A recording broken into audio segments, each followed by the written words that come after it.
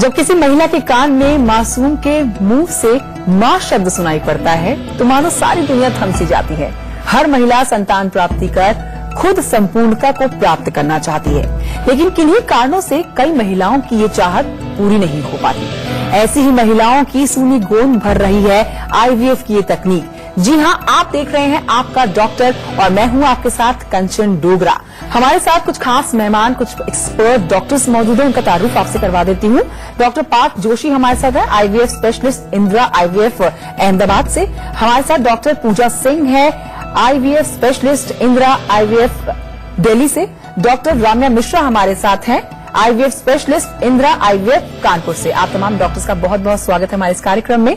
तो आईवीएफ तकनीक के बारे में हम बहुत बारीकी से जानेंगे, आपको बताएंगे कि किस तरह से आप इस तकनीक का फायदा उठा सकते हैं, कैसे ये तकनीक आपके लिए फायदेमंद हो सकती है। अपने दर्शकों को भी बता दें कि हमारे जो नंबर्स हैं वो लगातार आपके टेलीविजन स्क्रीन पर फ्लैश हो रहे हैं। आप हमसे सीधा संपर्क करें, हमारे एक्सपर्ट डॉक्टर से आप सीधा बात करके अपनी परेशानी का समाधान जानें। डॉक्टर पार्थ, सबसे पहले आपकी तरफ आना चाहूंगी। टेस्ट ट्यूब बेबी टेक्निक के बारे में बात कर लेते हैं। बहुत ज्यादा प्रचलित हो रही है ये टेक्निक और अब तो सेलिब्रिटीज भी इसकी तरफ रुख कर रहे हैं। आपसे ये जानना चाहेंगे कि नेचुरल प्रेगनेंसी में ऐसी क्या प्रॉब्लम आ जाती है कि लोगों को आईवीएफ की तरफ रुख करना पड़ता है? जरूर बताना चाहूंगा कि नेचुरल प्रेगनेंसी और आईवीएफ में डिफरेंस क्या है। नेचुरल प्रेगनेंसी में जो चीजें ऑटोमेटिकली शरीर में नेचुरल तरीके से होती हैं, उन चीजों को आईवीएफ में हम लोग असिस्ट करते हैं, इसलिए इसको असिस्टेड रिप्रोडक्शन कहते हैं। इसको समझने के लिए पहले नेचुरल प्रेगनेंसी को मैं साइंटिफिक तरीके से समझाना चाहूंगा। हर एक महिला में 2 अंडाशय होते हैं। इन दोनों अंडाशयों में निर्धारित मात्रा में अंडे होते हैं। उन्हीं अंडों में से एक अंडा बनता है, फूटता है और एडजेसेंट नली यानी कि फैलोपियन ट्यूब में आ जाता है। उसी टाइम पे अगर पति के साथ रिलेशन होता है तो पति का वीर्य भी स्त्री की योनि में जाता है।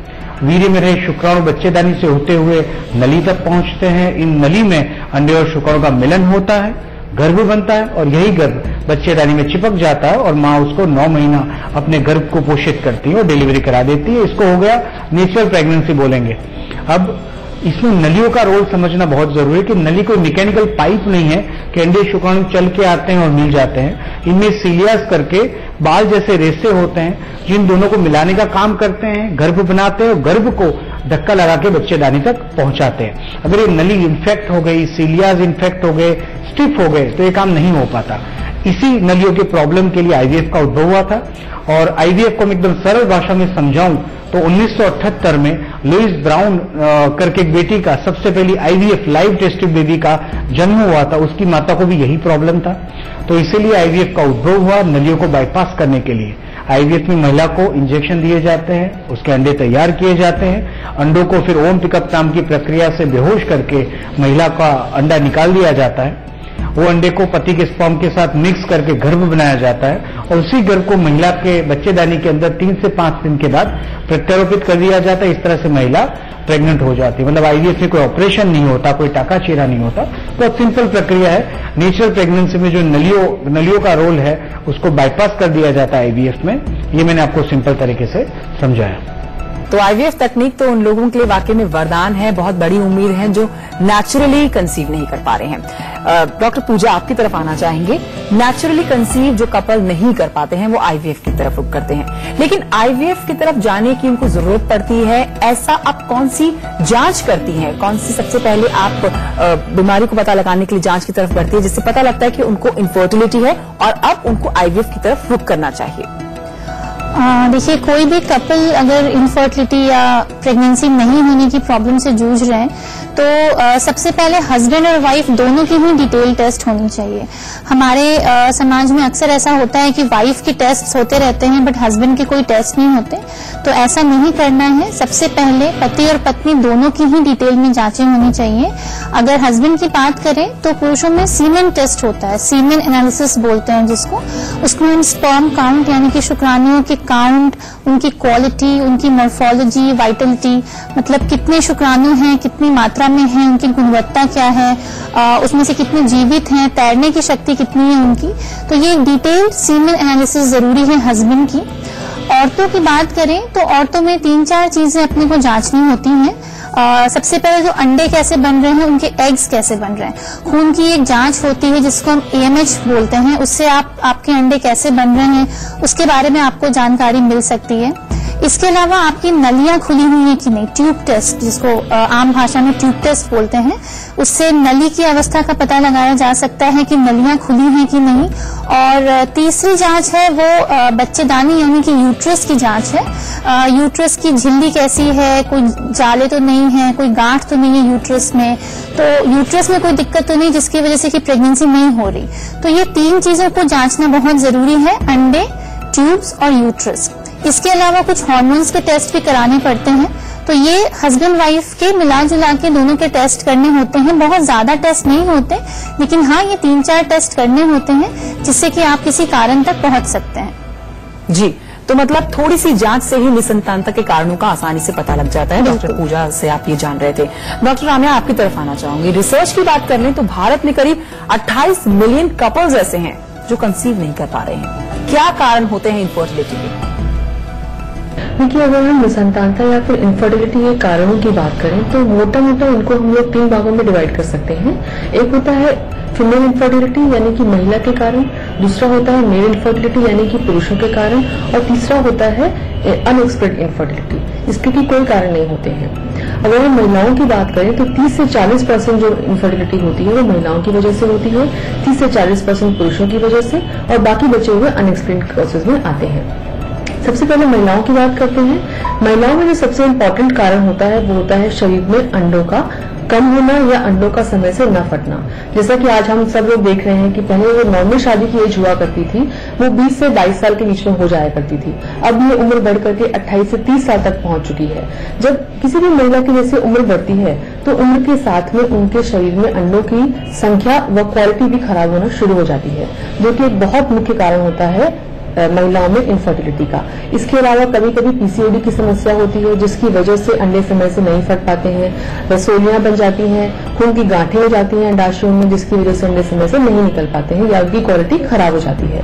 तो ये एक बहुत बड़ा फैक्टर होता है। इसके अलावा हम ट्यूबों की बात करते हैं। महिलाओं में यदि ट्यूबर ब्लॉक्ड है तो भी उनको नॉर्मल कंसेप्शन में दिक्कत आती है, जो ट्यूबर ब्लॉक होती हैं, किसी भी महिला की ट्यूबर बचपन से ब्लॉक नहीं होती हैं, या तो कभी ट्यूबरक्लोसिस हुआ हो या पेल्विक इन्फ्लेमेटरी डिजीज के कारण भी ट्यूबर ब्लॉक हो सकती हैं। इसके अलावा कभी कभी गर्भाशय की दिक्कतें होती हैं जिसमें कि गर्भाशय की परत कमजोर होती है या बच्चेदानी या गर्भाशय के अंदर जाले होते हैं जिनकी वजह से कंसेप्शन में दिक्कतें आती हैं। इसके अलावा हम पुरुषों की यदि बात करें तो पुरुषों में शुक्राणुओं की संख्या में कमी या उनमें गतिशीलता का कम होना या मॉर्फोलॉजी का खराब होना बहुत बड़े कारणों में आता है। कुछ कारण ऐसे होते हैं जो कि अनएक्सप्लेन्ड होते हैं।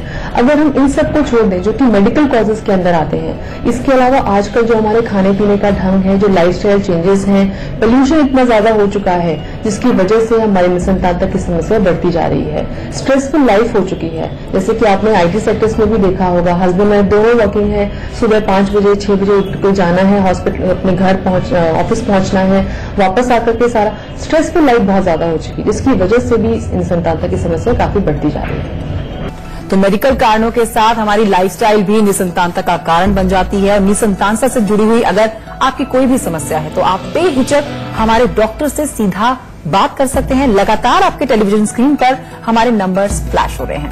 डॉक्टर पात, आपकी तरफ आते जानना चाहूंगी कि पेशेंट IVF करवाना चाहते हैं लेकिन उनके मन में हमेशा डर रहता है कि IVF प्रोसेस के लिए बार बार हॉस्पिटल जाना पड़ता है, प्रेगनेंसी के दौरान 9 महीने तक हॉस्पिटल में रहना पड़ता है। क्या ये सही है?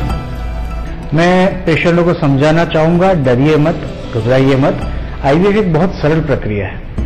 IVF के लिए सबसे पहली विजिट की बात करूं तो उस दिन रिपोर्ट्स होते हैं, 2 से 3 घंटे का समय लगता है और पति पत्नी को यह बताया जाता है कि आपके अंदर कौन से प्रॉब्लम है और हम उसको किस तरह से दूर करेंगे।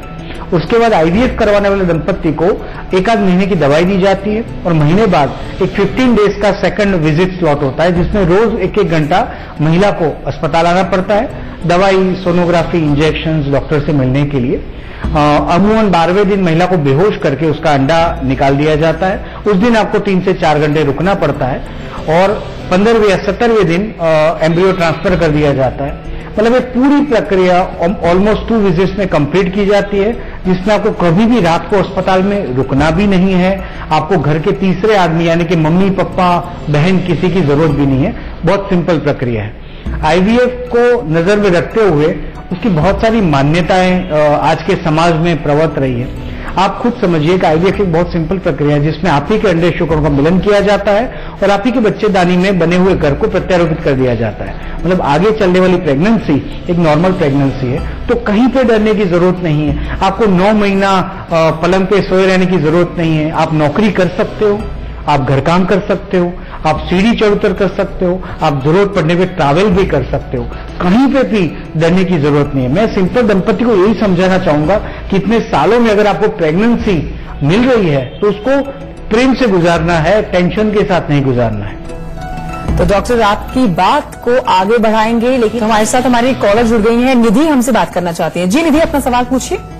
मैम, मेरी शादी को 5 साल हो गए हैं। नॉर्मल प्रेगनेंसी नहीं होने पर डॉक्टर को दिखाया, दोनों से सारी जांच भी कराई, रिपोर्ट नॉर्मल आई है, लेकिन कंसीव नहीं कर पा रही हूँ। क्या करूँ मैम, बहुत परेशान हूँ। देखिए निधि जी, सबसे पहले तो परेशान होने की जरूरत नहीं है। आपका जो केस है वो मोस्टली अनएक्सप्लेन इनफर्टिलिटी का है।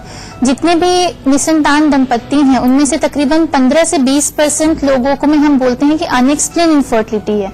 मतलब कि सारी जांचें जो आप करवा रहे हो वो नॉर्मल आ रही है, लेकिन सही कारण का एग्जैक्ट कारण क्या है उसका पता नहीं चल पा रहा। ऐसे केस में मैं आपको सजेस्ट करूंगी कि आप सबसे पहले किसी अच्छे इनफर्टिलिटी सेटअप पे जाएं, एक बार दोबारा से अपना इवैल्यूएशन करवाएं, जांचें करवाएं कि कहीं पे कोई दिक्कत तो नहीं है, और उसके बाद फिर अपना ट्रीटमेंट स्टार्ट कराएं।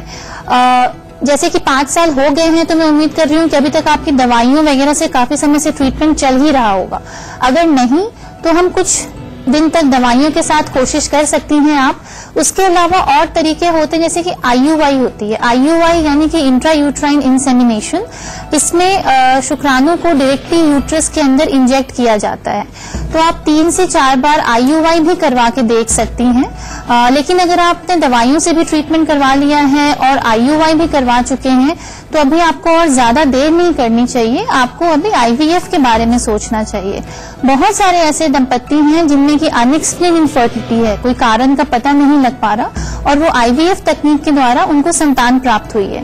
तो बहुत ज्यादा समय ना वेस्ट करें। अगर आप 2-3 साल से स्टैंडर्ड ट्रीटमेंट ले रहे हैं और कोई फायदा नहीं हो रहा है तो आपको विदाउट एनी डिले IVF की तरफ रुख करना चाहिए।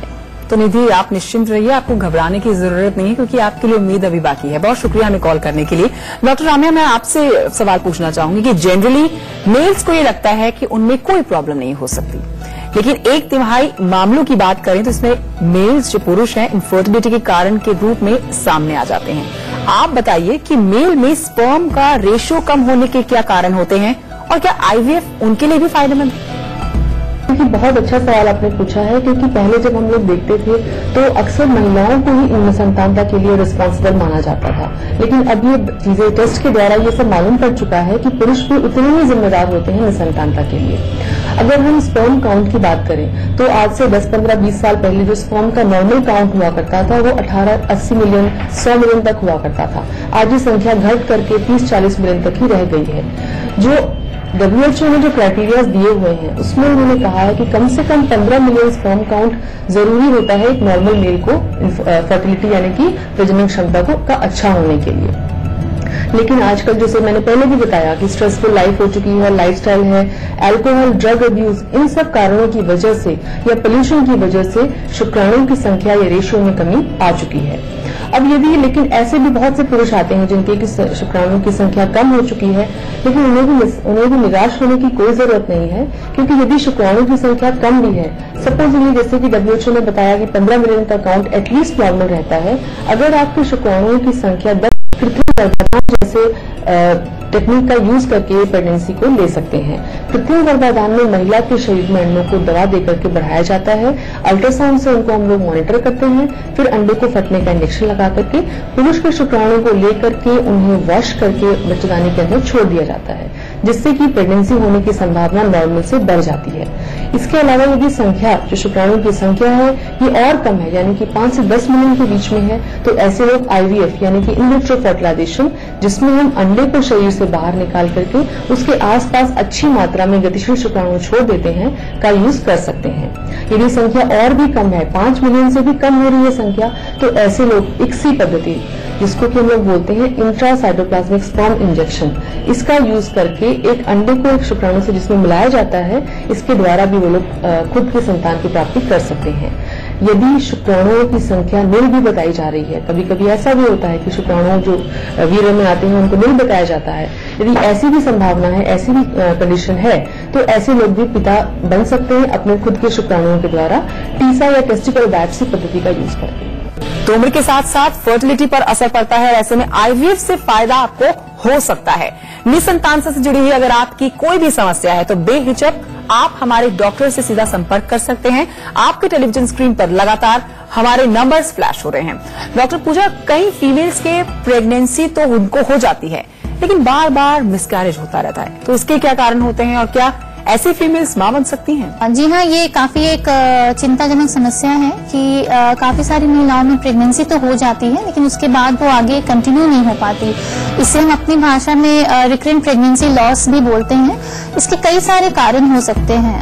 कारण जो है वो औरत में भी हो सकते हैं और पुरुष में भी हो सकते हैं।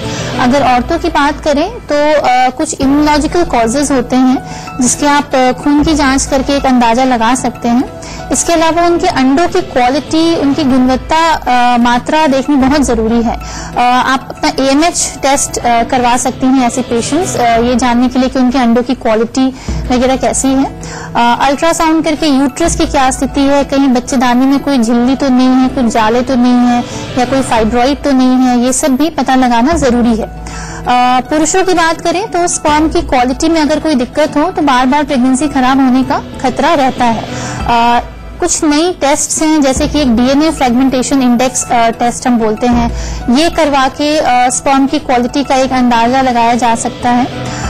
लेकिन फिर भी वो पेशेंट्स जिनके बार बार प्रेगनेंसी खराब हो रहे हैं, उनको बहुत ज्यादा लेट नहीं करनी चाहिए और IVF की तरफ वो अपना रुख अपना सकते हैं, क्योंकि IVF एक ऐसी तकनीक है जिसमें कि अभी कई सारे एडवांसमेंट हो गए हैं। कुछ नई चीजें हैं, जैसे कि PGD, PGS जिनको हम बोलते हैं, इनमें हम आपके भ्रूण से कुछ कोशिकाएं, इनमें आपके भ्रूण से कुछ कोशिकाओं को लिया जाता है और फिर उनकी जांच की जाती है। तो अभी IVF में कुछ एडवांस तकनीकें आ गई हैं, जैसे कि PGD, PGS। इसमें आप जो भ्रूण होते हैं उनमें से कुछ कोशिकाओं को लेके उनकी जांच कर सकते हैं कि कौन सा भ्रूण स्वस्थ है, और फिर एक स्वस्थ भ्रूण को चुन के आप मां के गर्भ में डाल सकते हैं, जिससे कि प्रेगनेंसी की पूरी 9 महीने कंटिन्यू होने की उम्मीद जो है, एक सक्सेसफुल प्रेगनेंसी की उम्मीद जो है वो काफी बढ़ जाती है। इसके अलावा प्रेगनेंसी होने के बाद भी कई सारे प्रिकॉशंस और कई सारे मेडिसिन और इंजेक्शंस हैं, हार्मोनल इंजेक्शंस हैं, जिसको कि लेके प्रेगनेंसी को सपोर्ट किया जा सकता है। तो ये एक चिंताजनक समस्या तो जरूर है, लेकिन अभी इसके कई सारे नई तकनीकें आ गई हैं, जिसकी मदद से ऐसे दंपतियों को भी एक स्वस्थ प्रेगनेंसी हो सकती है। तो अच्छी खबर यही है कि बार बार मिसकैरेज होने में भी IVF जो है वो कारगर साबित होता है। तो ऐसे जो कपल्स हैं जिन्होंने मिसकैरेज फेस किया है, वो भी अब इस तकनीक का फायदा उठा सकते हैं। हमारे साथ एक और कॉलर जुड़ गए हैं, हमारे साथ प्रकाश जुड़ गए हैं। जी प्रकाश, पूछिए अपना सवाल। मैडम, मेरी शादी को ना 6 साल हो गए हैं और मैंने 2 साल पहले नसबंदी करवा दी थी जी, और ना मैं शुक्राणु से पिता बनना चाहता हूँ फिर से। इस सवाल का जवाब देने से पहले मैं सबसे पहले ये आपको बताना चाहती हूँ कि शरीर में शुक्राणुओं का निर्माण किस प्रकार से होता है। देखिए, हर पुरुष के ब्रेन में एक ग्रंथि होती है जिसको हम लोग बोलते हैं पिट्यूटरी ग्लैंड। वहां से कुछ सिग्नल्स आते हैं, हार्मोनल सिग्नल्स आते हैं, जो कि अंडकोश को ये बताते हैं कि आप अब शुक्राणु का निर्माण शुरू करिए। उसके बाद में वहां से एक नली होती है, जो पतली सी नली होती है, जिसको हम लोग कहते हैं वास डिफरेंस, जहां से शुक्राणु बाहर निकलते हैं और वो पेशाब के रास्ते द्वारा वीर्य के साथ में बाहर आ जाते हैं। अगर किसी की नसबंदी हुई है, नसबंदी में बेसिकली हम लोग क्या करते हैं, पुरुष के जो वास डिफरेंस होते हैं उनको काट करके उसको बांध दिया जाता है, परंतु उनके अंडकोश में शुक्राणु का निर्माण होता रहता है। यदि किसी कारणवश, मान लीजिए जैसे कि आपने पूछा कि आप दोबारा से पिता बनना चाहते हैं, बच्चे को दुर्घटना हो गई, बच्चे में कोई दिक्कत आ गई, आप दोबारा से वो चीज चाहते हैं, संतान सुख प्राप्त करना चाहते हैं, तो आपको निराश होने की जरूरत नहीं है। आईवीएफ के माध्यम से टेस्टिकुलर बायोप्सी द्वारा, जिसमें कि अंडकोश से शुक्राणु को निकाला जाता है, बहुत ही माइनर सर्जरी के द्वारा शुक्राणु को बाहर निकाला जाता है। माइक्रोस्कोप में हम लोग उसमें से स्वस्थ शुक्राणु का चयन करके अंडे के साथ में उसको फ्यूज करते हैं और उसमें इंजेक्ट किया जाता है, जिसको हम लोग कहते हैं इंट्रासाइटोप्लाज्मिक स्पर्म इंजेक्शन। जैसा मैंने पहले भी बताया था, इस पद्धति के द्वारा आप भी आराम से पिता बन सकते हैं। तो आईवीएफ तकनीक से नसबंदी के बाद भी फायदा हो सकता है। डॉक्टर राम्या, आपने बताया कि नसबंदी के बाद भी पिता बना जा सकता है। एक सवाल कपल्स के मन में हमेशा रहेगा कि आईवीएफ की सक्सेस रेट को लेकर उनको कैसे मेंटली प्रिपेयर रहना चाहिए। डॉक्टर पार्थ, आप बताइए कि आईवीएफ की सक्सेस रेट कैसी है। आईवीएफ का जब जिक्र होता है, जब एक दंपति आईवीएफ करवाना चाहता है, तो उसका सबसे बड़ा जो डर होता है वो है आईवीएफ का सक्सेस रेट। अब आईवीएफ का सक्सेस रेट जब आईवीएफ की शुरुआत हुई थी तब से लेके अमूमन आज से 5-7 साल पहले बहुत कम था, अराउंड 30-40% के करीब। और आज की तारीख में क्या होने लगा है, आईवीएफ में ज्यादा से ज्यादा गायनेक्स अच्छी तरह से ट्रेनिंग ले चुके हैं। एम्ब्रियोलॉजिस्ट जो गर्भ के डॉक्टर होते हैं वो भी ज्यादा से ज्यादा इस फील्ड में इंटरेस्ट दिखाते हैं, अच्छे से अच्छी ट्रेनिंग प्राप्त करने के बाद सेंटर स्टार्ट करते हैं। और एक दंपति को आईवीएफ सेंटर ये सोच के चयन करना चाहिए कि वहां के डॉक्टर क्या आईवीएफ में अच्छे से ट्रेन है, क्या वहां पे इन हाउस एम्ब्रियोलॉजिस्ट की सुविधा है, क्या वहां की जो आईवीएफ लैब है वो पूरी तरह से आज की तारीख में 2018 के मुताबिक अपडेटेड है। ये सारी चीजों का ध्यान रख के अगर दंपति आईवीएफ सेंटर का चयन करेगा तो उसको सक्सेस मिलने की गुंजाइश बहुत ज्यादा बढ़ जाती है। तो दर्शकों, निसंतानता और आईवीएफ तकनीक के बारे में स्पेशलिस्ट डॉक्टर से हमें जो जानकारी मिली वो हमने आप तक पहुंचा दी। आप सबके लिए ये जरूर फायदेमंद होगी। आपके कॉल्स हमारे पास लगातार आते रहे, लेकिन समय के अभाव में हम सभी कॉल्स को अटेंड नहीं कर पाए, उसके लिए क्षमा चाहते हैं। लेकिन अगले एपिसोड में आप हमसे दोबारा से जुड़ने की कोशिश करिएगा और निसंतानता से जुड़ी हुई किसी भी समस्या से अगर आप जूझ रहे हैं तो आप हमारे एक्सपर्ट डॉक्टर से बात करने के लिए डायरेक्ट हमें कॉल कर सकते हैं। तमाम मेहमानों का बहुत बहुत शुक्रिया, डॉक्टर्स का शुक्रिया हमारे कॉलर से बात करने के लिए, हमारे शो में इतनी महत्वपूर्ण जानकारियां आईवीएफ तकनीक के बारे में बताने के लिए। आपका डॉक्टर में आज के लिए इतना ही। मुझे यानी कंचन डोगरा को दीजिए इजाजत। आप बने रहिए इंडिया न्यूज के साथ।